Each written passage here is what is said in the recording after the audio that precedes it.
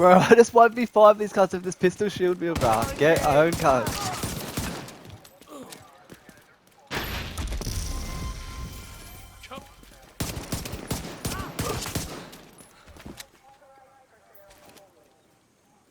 Stinger hive detected.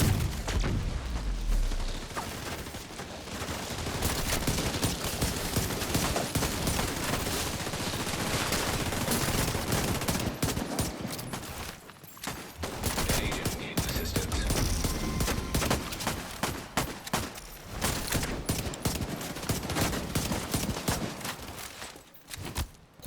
Back online.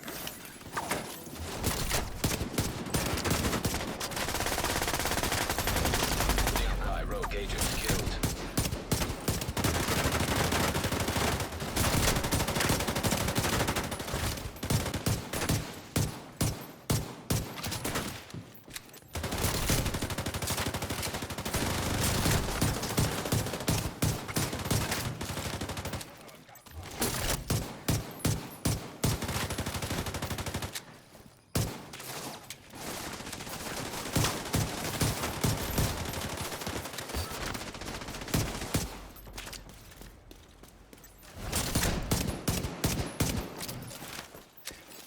Brother, I am all raping cunts with this pistol build. Manhunt now in effect.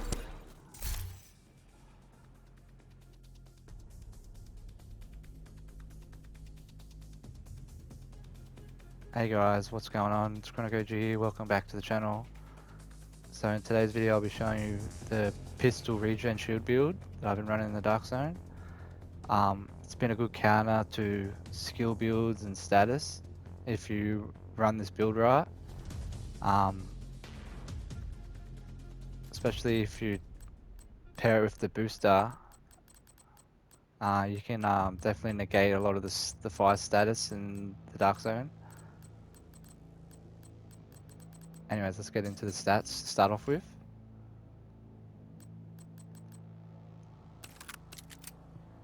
So, Liberty Pistol, hitting for PvE wise, 373,000, PvP 124,000, critical hit chance is 53%, critical hit damage 102%, headshot damage 145%. See, so if you land in headshots, especially on your crit, this thing definitely is going to crack them. And the rest of the stats is useless. Anyway, we'll go to defense. Now here we go.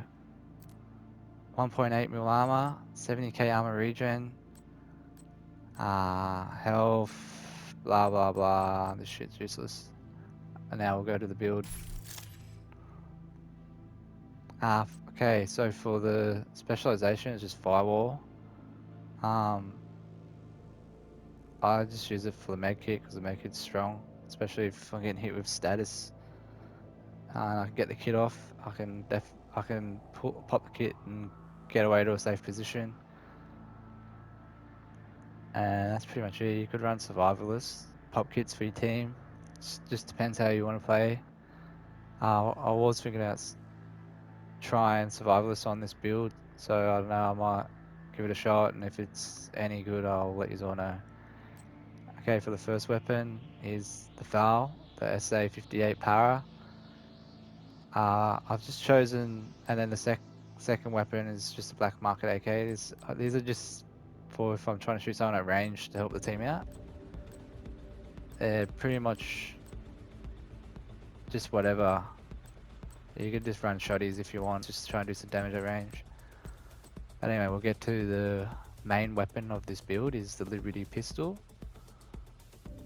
13.7% pistol damage, 9% damage to targets out of cover. And the talent, Liberty or Death, hits grant 2% weapon damage, stacks up to 30 times. Headshots consume all stacks, repairing your shield for 3% per stacks. So if you're just cracking people on the body, or if you just, even if you're cracking people's shields, if you land a shot in the shield, it adds a stack. So you could just tap, tap, tap, and then you break someone's shield, then you just crack them on the head and they're done. Presto, and then you pretty much repair your own shield in the process. It's pretty OP. Okay, now for the first gear piece, the punch drunk. Douglas and Harding for the one piece, the 20% pistol damage, max armor, max headshot damage, which is a special attribute that comes with this named item, the punch drunk. 10.3% critical hit damage, 5% critical hit chance. Yeah, and the punch drunk, this a must-have to make this build work. Now, for another piece that you do need, you can use the non-named version, but the named version just fits in with the armor regen for the second piece of the 2 gold, so it is recommended to use the hunter killer if you do have it. But anyway, the hunter killer chest piece for the one piece of the golden gear is the status effect, max armor, max critical hit chance, and max critical hit damage with a 5.9% critical hit chance mod. I'm running with crit chance mods because I want to keep my pistol critting as high as possible, because this build will not hit hard unless it crits, especially a headshot. Now for the holster, for the one piece, the Seska, get the critical hit chance, 10%, max armor, 10.9% critical hit damage, 6% max critical hit chance. For the backpack, for the one piece Bellstone Armory, 1% armor regen, max armor regen, max critical hit damage, and a 5.2% critical hit chance mod. And with the crit chance itself, I'm able to get the crit chance to 53% for my pistol, because you need it. Now for the gloves, for the second piece of the golden gear, the 1% armor regen, max armor regen, max critical hit damage. And another must-have piece for this build is the Emperor's Guard knee pads. And for the one piece Murakami Industries, this is 20% skill duration, max armor regen, max armor regen. See, if you want to get the 70k and for it to hit, you need to have this Emperor's Guard piece with regen armor. You need the 1% Bellstone Armory for the 1% regen and regen on the backpack.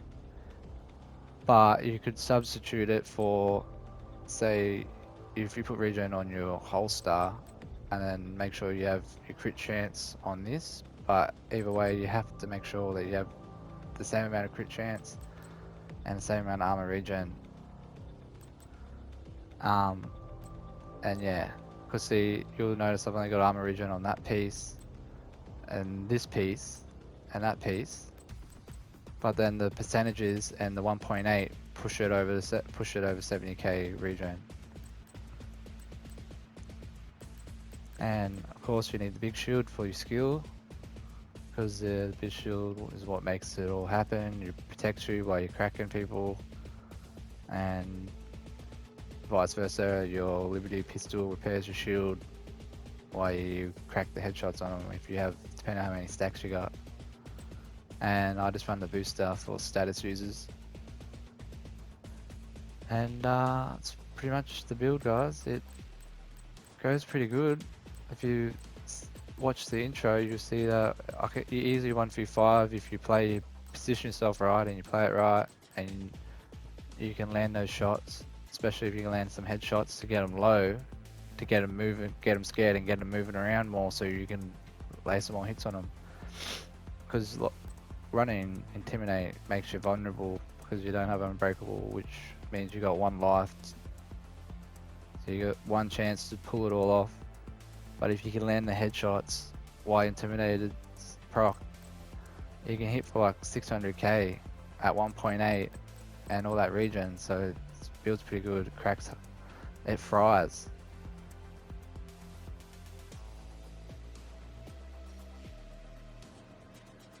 Peace out, everybody.